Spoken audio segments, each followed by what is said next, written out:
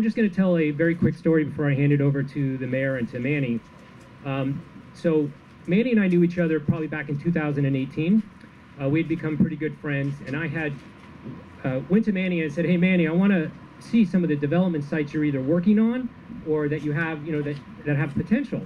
And as a typical developer, Manny did not want to show me anything. He's very reluctant to kind of give away some of his secrets. So eventually, we're good friends. He said, "Let me take you around." So he drove me around Orange, New Jersey, and he took me to basically two sites, Rioch Street. And interestingly enough, I had been by Rioch Street myself, and I always wondered why nobody had ever developed anything with a property so close to the train station. And Manny explained to me, he said, "Look, there's a lot of potential, a lot of things that are coming up." The second site that he took me to is Highland, over on Highland and Lincoln. And I was blown away again. I was like, how is this possible that this is sitting here 1 block from the train station? So after the end of the day, Manny and I sort of got together, and he was talking to me, and he mentioned something else. He said, there's this new tax law that just came out. He goes, something about deferring capital gains. And I said, "What are you talking about?" I'm a finance guy. I'm very interested in that. And he goes, "I don't really know, but it's something that, was just passed." So I went home that night and I Googled tax capital gains, and what I learned about was qualified opportunity funds and opportunity zones. And what I also realized was that this Rioch project, Orange Crossing, was located in one of the prime opportunity zones. So I called up Manny and I said, "Manny, do you understand what this means?" And he was sort of like, "Yeah, I think it's pretty good," but I said, no, we need to figure out how to get this together. And you and I need to figure out how we are going to work together on this. So we sat down, and for all of you who have met Manny and I think you know that we're very different people, very different personalities. But what we learned is that we both have the same long-term strategic outlook on our developments, which is we want to develop, to own, and operate. And these opportunity zones are very long-term investments. Just given my background on Wall Street, I said, why don't we figure out how to create a JV? So we sat down, just like any couple or relationship, we worked out our details. We said, here's what you're going to do, here's what I'm going to do. And we created a JV, and just put it in some perspective, the late 2018, called Peak Development. Within 6 months, Manny and I realized that we are much stronger together than we are apart. So we decided to merge our two companies, because he had his own company, I had my company, and we created Peak Properties. In May 2019, we actually formed the legal entity to start Apex Orange Crossing, right? By September 2020, we were in the ground with footings and foundation. We also started working on Summit, which is the project that's going to be sort of over there, and then we started working on Rioch 3. So to put it in perspective, to date, we've raised over $14.5 million in equity for our projects. We've raised over, and we're actually not done. We're going to finish raising more money on the third one. We've also received financing from 2 different banks who are very interested in working in Orange, right? Connect One and Bogota Savings Bank. And so we received debt financing of close to $27.5 million, right? And all of this was done in an extremely fast time frame. So, Manny and I, again, we are very long-term developers. We see this Orange Crossing as something that we will be involved in for a very long time. As a matter of fact, we represent 25% of the equity ourselves personally, so we are not a syndicator. We don't go out and just raise money and simply build buildings. We literally put our own money into these buildings. So we will be living, breathing, building, managing, doing all this for the next 10, 15, 20 years is typically what our time frame is. So I just want to give everybody a little bit of background on that. What I'd really like to do is introduce Mayor Warren to come up, make some comments. Or do you want to go first? Okay, I'll have the mayor come up first, and then we'll have Manny, who likes to really talk about a lot of things. We'll have him come up as well and give some of his comments on that. So with that, turn over to Mayor Warren. Thank you, thank you, thank you. So it is always a great task to come before you to announce that there's new development in Orange, because that means revenue to Orange. And certainly the Peak organization, thank you for all that you do. Just seeing these buildings, the brick and mortar, really doesn't do it. It's what they do in the community that really counted for me. Opportunity zones is a national policy. They have them all over the country. Larger towns get them. I think Newark has maybe 5 or 6, but Little Orange, I fought with the governor's office and the state and the U.S. Senator's office to make sure that we got our share, and we got 4. And one of the first projects in an opportunity zone in the state of New Jersey is on this site where we stand. So Pete, you've done a great job. 240 units, $57 million later, you're going to see this wild new development here. New economics in our town, new buildings in our town, new property values in our town. I just wanted to tick off a few numbers that prior to this development, we received $55,000 per year in taxes on this development site. Now we're getting 6 times that amount at $300,000 per year, and that doesn't count all of the other extras that they've contributed to this project. So thank you for increasing our value and increasing our revenue.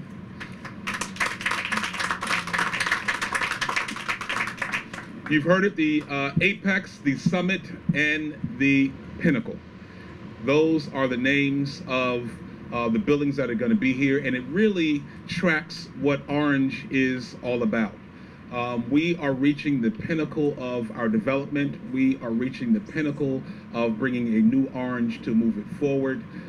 This is one of the legs that we needed in order to go back to transit and say we want another New York direct stop. We think we'll get that from transit as we take over our train station as well. But projects like this make sure that we get the message throughout the state that Orange is ready for growth, that Orange is moving in a positive direction, that we're a transportation hub, that people should come here, live here, and pay the decent prices that we have here. I'm not going to promise that everyone can afford it. That is something that we struggle with all of the time. But as we have nice projects like this that come online, we hope to encourage others who will make sure that we stay within the range of affordability.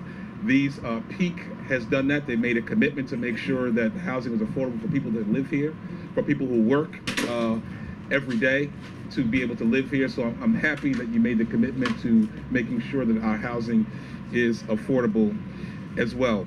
To the staff that made this happen, every building department in the state of New Jersey is full and wrapped in red tape. Our building department chose to be different to make sure that we are open to responsible investment, responsible development, and making sure we bring investors in that are community oriented. And certainly we have done that. So I want to thank our business administrator, Chris Hartwhite. Thank you for all that you do.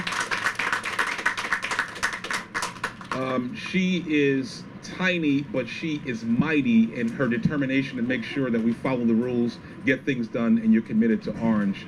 Our director, LaQuana Best, thank you for all.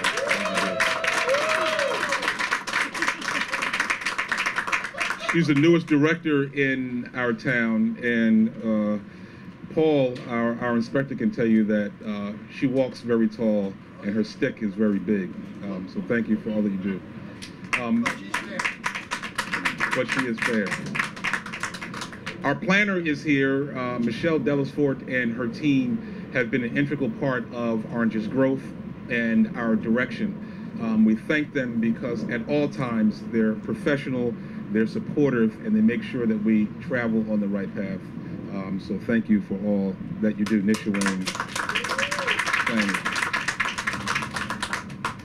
Wayne. Chris Mobley is an all-about-town man who makes sure that all of our development is seamlessly coordinated, that if you need something, you can go to him, make sure it happens.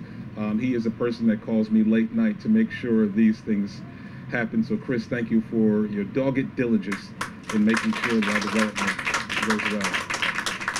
Nothing in government can occur without a team in government. Nothing happened here without a vote from our city council. They have to send it to me in order to sign off on it, and a key representative from the city council is here, Councilwoman at Large, Adrienne Wooten. Thank you for all that you do. Of course, our police and fire are here. They're going to make sure that this place is safe at all times.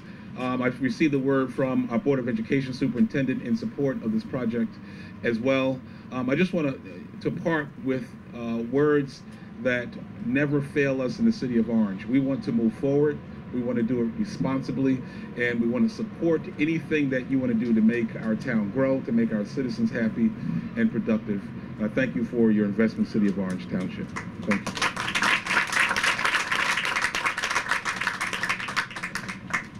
Can everybody hear me? All right, good. My partner said likes talking, which is definitely true. All right, so I'm happy to gather everybody here this morning. One of the things I'll tell you, I walked out the door, my wife looks at me, she goes, where are you going with a suit? I said, I thought you were going to the hospital. I said, yeah, that's after I'm wearing the suit. So I told my wife that my dad is in the hospital. Unfortunately, we had to take him in on Monday. He's going through a heart surgery today or tomorrow. But I said to my wife, I said, you know, I'm going with a suit with a smile because my second family is in Orange.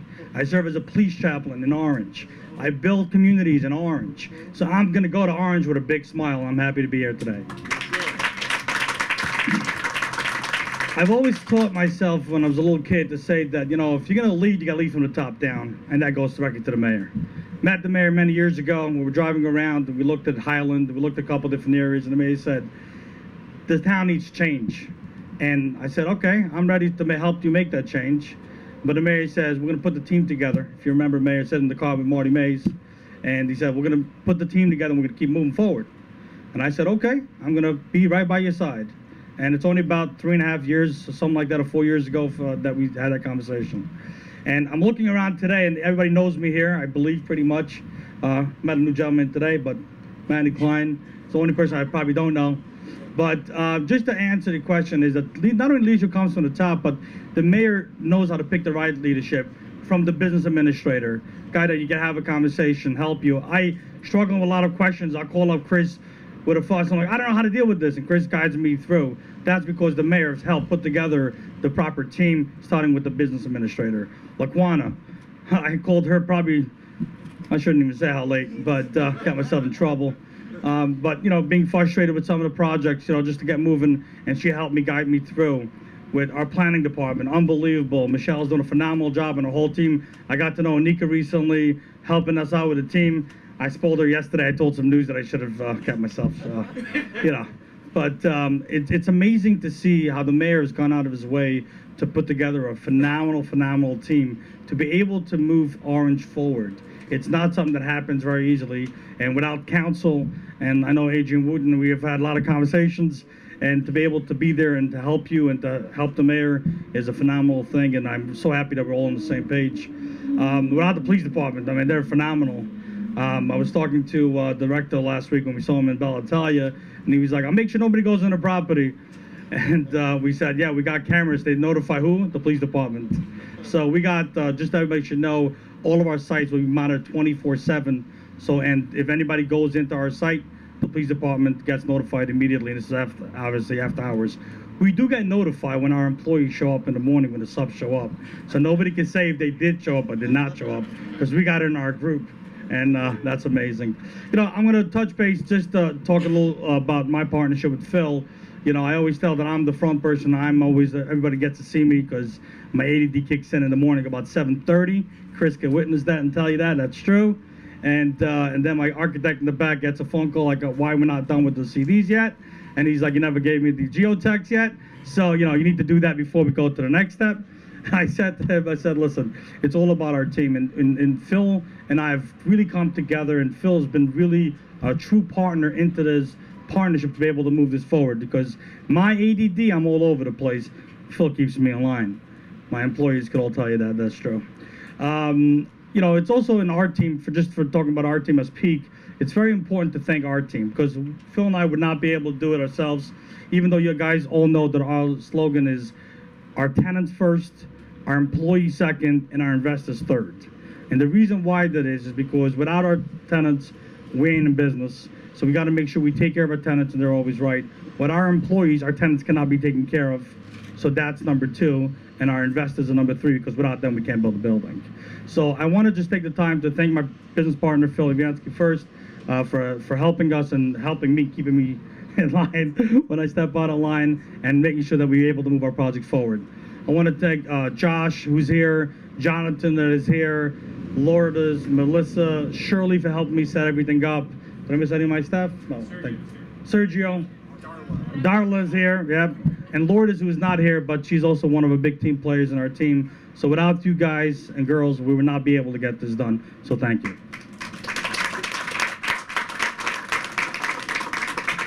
You know, people don't realize how important it is for the building department, the fire department to be involved in development. And I can tell you from my personal experience doing this for, I think, 12 years now. Wow, it's been that long. That they play a big role because they help us to help us design. That's why when TRC meetings, when they all get on, it's phenomenal for me because we get their inputs about how to get a fire truck to the building, how to get the police department into the building if it's necessary. And I'm very happy that you guys are here today. Chief, this is my chief, and all the right people there. I want to thank you guys and the fire department. Thank you very much. As you guys all know, being involved, Phil and I are very actively involved in our construction. We don't just give over the keys to our GC and say, hey, you know, you guys run it. Matter of fact, they're not even here today, so it tells you who the real GC is. For us, it's very important to be involved in the day-to-day. And as being so actively involved, I realize how important the building department is. And I remember, Mr. Mayor, if you remember a little while ago, I always used to complain about the building department. And now, you know, a couple of years later, we look back and we're like, we have Giselle, I know you're here, Paul is here. Paul's got me straight many years ago back in Irvington. Nothing to hide about that. Paul's a guy that I was able to call up and say, you know, I really don't know the code. Listen, I'm a Brooklyn boy, grew up on the streets, what do I know about code? But Paul was able to be there and guide me through the process and showed me how's the right way to do things. He actually showed me that one of my contractors gave me fake permits, which was true. And he helped me to learn how to call the building department and verify everything, which I do now.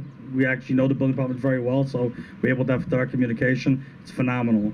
It's phenomenal to be involved in the planning department. It's really, truly the team. And all I want to do is, I don't want to talk about the project so much. You guys all know and see the project, but I want to acknowledge the team that the mayor has gone out of his way to put together, from Chris Mobley, and I've called Chris Mobley some weird hours too.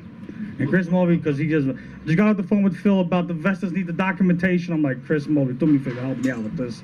And you know what? That's what I'm saying. The team is the most important part. Without the team, we would not be able to do it. And I thank you from the bottom of my heart, even though my family's going through a hard time right now, but we're here and we're going to fight it through and we're going to win big time. So thank you all for coming.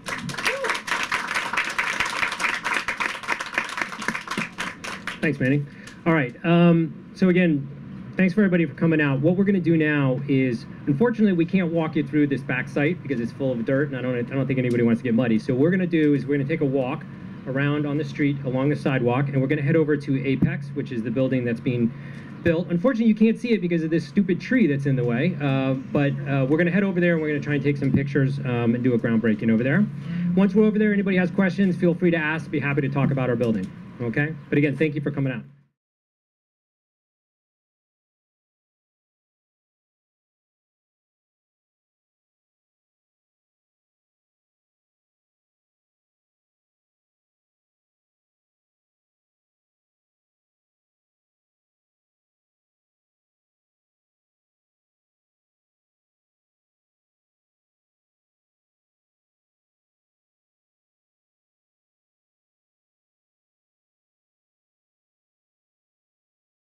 On the site of the Rioch Orange Crossing development right on Rioch Street in Orange, I am here with Councilwoman Adrienne Wooten.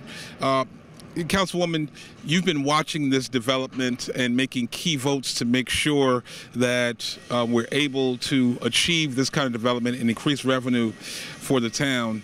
Tell me about some of the other aspects that you've worked with the developers on in terms of contributing to the community. So other things we've worked on, or I've worked on as a council person with developers who come to the city of Orange Township, first of all, we want to make sure that they're good community partners, they're good people. So we want to make sure that the people in the neighborhood aren't bothered by heavy construction before 7 o'clock in the morning. We want to make sure that if we have to block off a street, information is passed out to the residents. So this developer is one of the developers who takes care of that.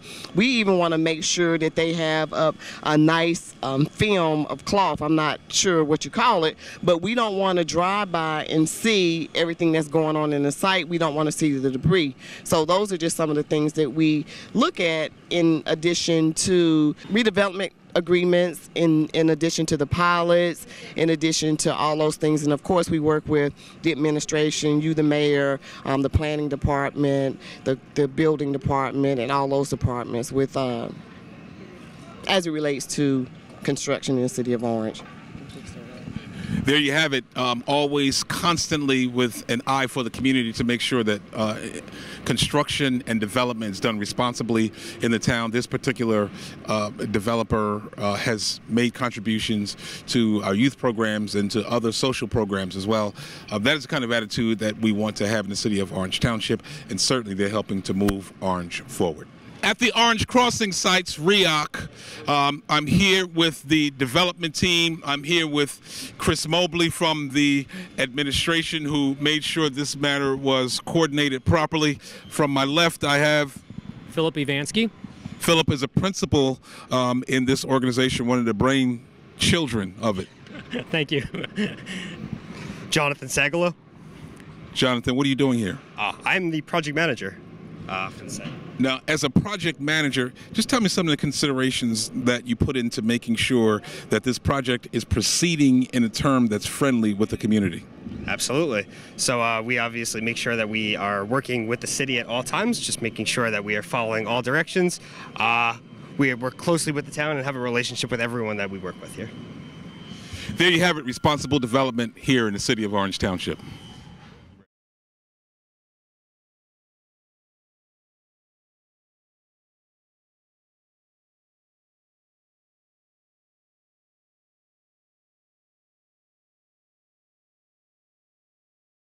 On REOC Street in Orange, there's a new crossing. The Orange Crossing is going up. You see one phase behind us. There are two other phases. It's a beautiful project. The apex, the summit, and the pinnacle. Manny Klein, you're one of the partners in this venture. You've been a part of the Orange development scene for some time, but you also have a social twist to it where you don't leave the community with just a building, but you leave it there so they can grow. Tell me about your philosophy. So our philosophy is always to put tenants first and our employees second, and that's the reason because we're here for the long term. We're about changing communities. Everything that we do is for the long term to make sure that the next generation has a better chance than the last generation, and that's what we stand for. There you have it, a company with a community-wide philosophy. Phil, you're a Wall Streeter by trade. You were attracted to this project because federal legislation came down and made opportunity zones throughout the country. Orange was blessed enough through all of our efforts to make sure we had 4 here. You're right smack dab in the middle of one. Tell me about your analysis in making sure that you became a part of the opportunity zone, hooking up with Manny really to say that we can get this done in a way that can contribute to the community. Yes, so the first thing is real estate is always about location, and having this location being 1 block from the train station in Orange, New Jersey is kind of the beginning of any project. And I think the opportunity zone structures allowed us to really help raise capital that we may not have been able to raise in the past. And this helps bring development to areas that this particular site hadn't seen development in 20 years. And so now with this opportunity zone and with the capital structure, we're able to create 240 units right next to a train station in Orange, which we think is even centrally located, for trains and highways and so forth. Tell me about how the opportunity zone model enables you to garner investments and continue to keep your prices at a price point where working people can afford to live here. Yeah, so what basically it allows people to do is anybody who has quote-unquote capital gains on any investments, they can take those capital gains and roll them into these projects. What that is, it's a very long-term investment for them because you have to leave that money in the project for 10 years. This is why for Manny and I, we're long-term owner-operators. We see this as a great fit because we will continue to own and operate these buildings. And so bringing this capital allows us to build buildings at a price point where our rents are actually below what would be considered normal rents. So it makes it a real opportunity for people you wouldn't have had in the past. Hence opportunity zones. We're here in Orange. We have 4 opportunity zones. It's our goal to make sure that we have worthy projects in every zone so that we build development, we build jobs, and we build opportunities for people to come in and live at a rate that they can afford for working class people. I'm here on REOC Street at the Orange Crossing, City of Orange Township. Cool. How are you? I'm here with the architect of Orange Crossing. Sir, what is your name? Anthony D'Augusta. And what do you do here? I'm a principal at Ingles Architecture and Engineering. Now, your company looked at 3 phases and gave us a rendering. Tell us what went into your decision making about the kinds of materials you use, the height advantages, and some of the things that you considered being next to a train station. Sure. So the city drafted an incredible redevelopment plan here that we took advantage of, both across the street here at 1560 as well as these new buildings going up here. We wanted to have a durable palette of material here, one that's going to stand the test of time. No more durable material than brick and masonry, so we clad the building elegantly and outfitted it with the appropriate colors to contextualize the buildings around the neighborhood, and it's one that we're very proud of. Excellent. There you have it. Everybody on the scene here has really put a lot of thought into making sure that we're able to get a quality product. Thank you for all that you do. Thank you, Mayor. Appreciate it. Yes, I'm here with a unique opportunity to show the girl power behind construction in the city of Orange Township. From the developers team all the way to the city council, this project is powered by strong, smart women. What's your name? Melissa Petrosino. And what position? Finance. Darla Rodriguez, and I'm an assistant property manager. Shirley Capaldo, assistant project manager. Laquana Best, director of planning. Alexandra Reyes, technical assistant to a construction official. Shaish Jerez, realtor of Essex County. Adrian Wooten, councilwoman at large. There you have it. These women engage from everything from finance to construction to making sure that the entire project is coordinated. I do want to start with Director Best. Under your leadership, under your operation, you have over $150 million in development going on right now. Just a basic question, how do you handle it all? Day by day, and it's all a part of having the perfect team that is willing to assist you and to work with you to make sure that we achieve our goals. Now, on the private side, when we do development, it's all about where we get the money. Tell us about some of the ways that you have to be creative in managing the money and how you have to manage the people in your shop to make sure the money is spent efficiently. Well, Manny is a big part of that, and so is Phil. With our investors, we have a really great team of investors, and Manny and Phil are great leaders, and you know, they show us the way, lead by example, and we follow in their footsteps. Now, you manage, sometimes you have to manage Manny's schedule in various projects throughout the region. Tell us what kind of challenge that is. You just have to stay on your toes all the time and kind of be innovative on the way, take initiative, and work 16 hours a day like Manny. So he's really dedicated, and it's really inspiring how hard he works and his leadership and how he is able to also coordinate with so many different people and multiple different projects. But yeah, it helps me stay on my toes, and I'm very thankful and grateful to be part of a team such as this. Multitasking is all that we do. Giselle, before this project can be thought of, they have to make sure they come to the planning board and have all of the technical points in place. Tell me what kind of challenge that presents. Well, I see the challenge of educating the developers along with the construction NEGC, and I think that the key point here is to always educate them on what needs to be done, and that has been the biggest challenge, but everyone is getting it together. This team has been great. And making sure that you can get a part of the Orange Pie. Realtors told me a long time ago, if you can get property in Orange, get it now, because the prices are certainly going up. We have one of our realtors here, and certainly she's on the scene to make sure that everybody gets a piece of the Orange Pie. Yes, it's very important to invest in your community. In a way, investing is owning and teaching others how to own and building that generational wealth and not running away from your community. Build it up. Building it up is all that we do. I do want to get one aspect on project management and how we put all the pieces in place. Can you just let us know about this site where you have security, where you have people monitoring all the time? I actually do manage property management. So I actually deal with the transition from development to management and leasing our properties, and it's a really great thing to do, actually, to learn the community, who's living in it. It's really great to be part of it. Thank you. I'm going to close out with Councilwoman Adrienne Wooten, councilperson at large. Every time that there is an agreement that has to be put before the council, she and the council members mull it over. They really examine it, scrutinize it. Sometimes we have to make changes to it, but it's all for the betterment of our community. But she has been a sounding board for making sure that developers are responsible in the community, and has worked with some of our developers to make sure, at least during the pandemic, that there were food drives and so forth. Tell us, Councilwoman, some of the projects that you've worked on with these developers. So with this developer here, we've done food outreach to the people in the city of Orange Township by bringing the food bank here. But Peak Development are always on board. So they come, they deliver food, they drop off food. They delivered, I think, Mayor, about 10,000 masks to you early on in the pandemic. So those are just some of the types of things that our developers do to help us move forward in the city of Orange Township.